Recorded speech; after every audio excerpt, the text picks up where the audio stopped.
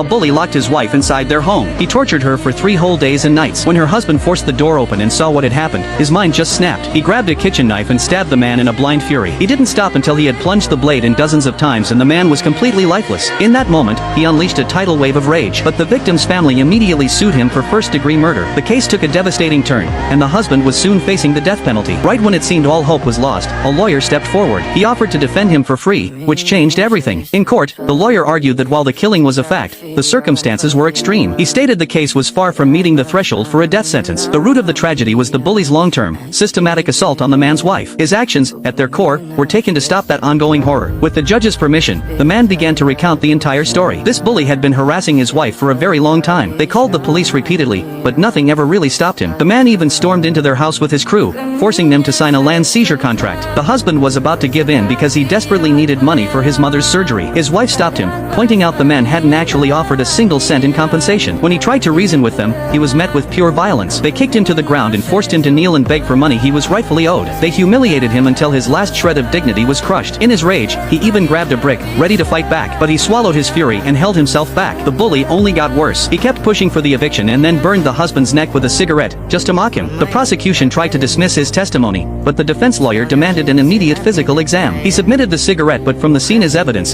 slowly proving the pattern of violence. But what truly pushed the case to its emotional breaking point was what happened next. Seeing her husband being tortured, the wife couldn't take it anymore. She smashed a chair over the bully's back. That act of defiance sent the man into a true frenzy. The gang tied the husband to a tree, forcing him to watch as they dragged his wife into the house. He was helpless as they locked her away for 3 full days. When the bully finally came out, he cut the ropes himself. He tossed the knife at the husband's feet, daring him to do something, mocking his manhood. Right at that moment, the husband saw his wife crawling out of the doorway, her clothes torn and in complete disarray. Then his phone rang. It was the hospital, calling to tell him his mother had just taken her own life. The back-to-back blows annihilated whatever sanity he had left. Every ounce of pain and rage inside him just detonated. And in that single instant, he was pushed past the point of no return.